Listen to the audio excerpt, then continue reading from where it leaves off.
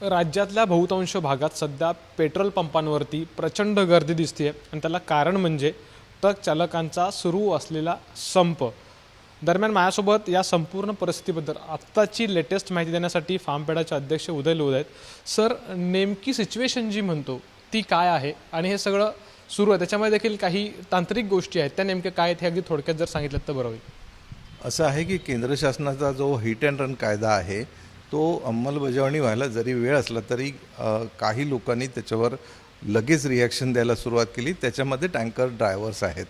आता टँकर ड्रायव्हरमध्ये दोन प्रकार येतात, एक डीलरच्या गाड्या येतात आणि एक नुसते ट्रान्सपोर्टर येतात।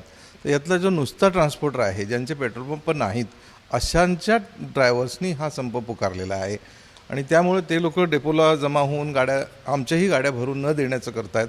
त्यामुळे काल फिलिंग झालेलं नाही, त्या सबब रात्री कुठल्या पंपावर माल उशिरापर्यंत कमी आला, जो जेवढा यायला पाहिजे होता तर ते 10% पण काल माल आला नाही आणि त्यामुळं ही टंचाई पुढच्या 2 दिवसात येणार ही बातमी झाल्यामुळं लोक मग पॅनिक बाईंग करतात, तसं झालेलं आहे।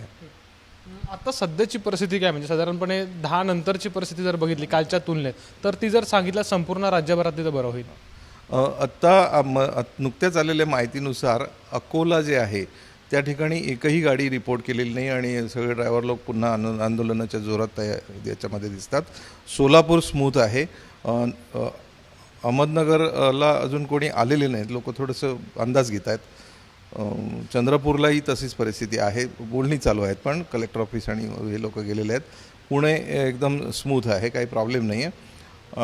मनमाडला अजून कोणी आलेलं नाही आहेत। वडाळ्याला आत्ता पहिल्या गाड्या आतमध्ये गेल्या भरायला, नंतर बोरखेडी म्हणजे नागपूरच्या जवळ डेपो आहे तिथेही आतापर्यंत 8 गाड्या बाहेर पडल्या। मिरज पण स्मूथ आहे। पुणा जे मोठं पॉकेट आहे त्या ठिकाणी काही अडचण नाही आहे, पण या सगळ्या ठिकाणी डीलरच्या स्वतःच्या गाड्या भरतात, ट्रान्सपोर्टरच्या गाड्या अजून रिपोर्ट झालेल्या नाहीत। म्हणजे समजा दिवसाला 100 गाड्या भरायच्या असतील तर त्यांचं प्रमाण पुण्याला ट्रान्सपोर्टरचं 20 गाड्या आणि 80 गाड्या डीलरच्या असतात, तर इतर ठिकाणी थोडंसं कमी जास्त असतं। थोडंसं बॅकलॉग राहील जर ट्रान्सपोर्टरच्या गाड्या आल्या नाहीत तर थोडंसं माल कमी पडेल, पण अजिबात माल संपेल असं काही होणार नाही। सध्याची परिस्थिती बघता जे मुंबई असेल, पुणे असेल किंवा मेट्रो सिटीज ज्या आहेत, म्हणजे रत्नागिरीसारखं अगदी तुलनेनं छोटं पण महत्त्वाचं शहर जर बघितलं तिथे वाहनांच्या गर्दी किंवा रांगा दिसतात। तुम्ही अध्यक्ष आहात या संघटनेचे, तुमच्या वतीनं तुम्ही या प्रवाशांना किंवा वाहन चालकांना काय आवाहन कराल? हा जो आंदोलनाचं हाक आहे हे फक्त 3 दिवसासाठी आहे। सर्वसाधारणपणे 3 दिवसाचा स्टॉक कुठल्याही पेट्रोल पंपवर असतो, जरी संपला तर 1 दिवसात तो टॉपअप होतो।